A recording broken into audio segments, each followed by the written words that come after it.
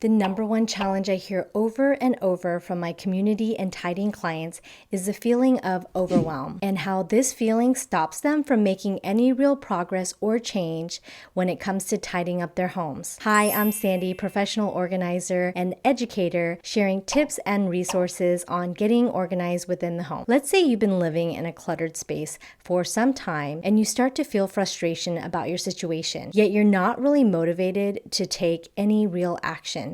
Days become weeks, and weeks soon become months, and before long, you're way past frustration and you're experiencing full-on overwhelm. Overwhelm creeps up on us and it can quickly become unmanageable. What is the overwhelm when it comes to tidying up? It's the feeling that the clutter has gotten out of hand.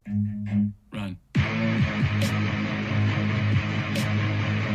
You look around, not sure where to start, how to begin, or how to wrap your head around the big challenge of organizing your space and home. Overwhelm causes many to stop before getting started, and that's called procrastination. I'm sure you've heard of it. You might be so afraid of doing it wrong or not doing it the best way, and that fear prevents you from taking any real action towards clearing the clutter. As someone who does this professionally, I want to share a secret with you. I get overwhelmed too. There's usually not a single day that goes by when I'm not feeling some form of overwhelm. I could be at the grocery store and there's so much going on all at once, or multiple people, usually my kids, are talking to me at the same time and over each other. Or overwhelm happens when our brains, our computers, become overloaded with information and our processors are overloaded. That's usually when my computer's fan starts to kick on. The same thing is happening when we visually see all the clutter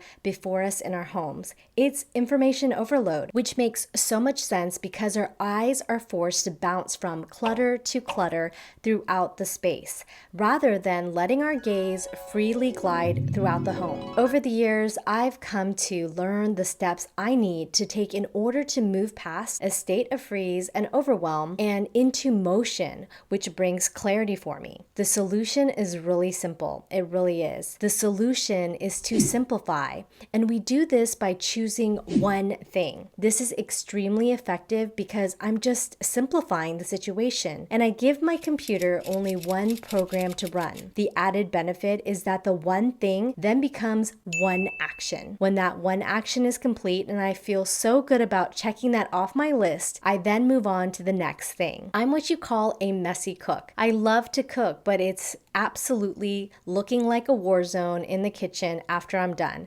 I'm so focused on making the recipe at hand that I don't bother putting anything away. It's just not my style. But at the end, when the meal is complete, I start the cleanup process, which always contributes to a little bit of overwhelm. This is where I apply my strategy of picking one thing to focus on rather than the entire mess I created. So one example is that I will gather up all the spices and bring like-kind items together and put them back in the drawer. And when I do that, I'll then move on to the next thing, which might be dirty dishes.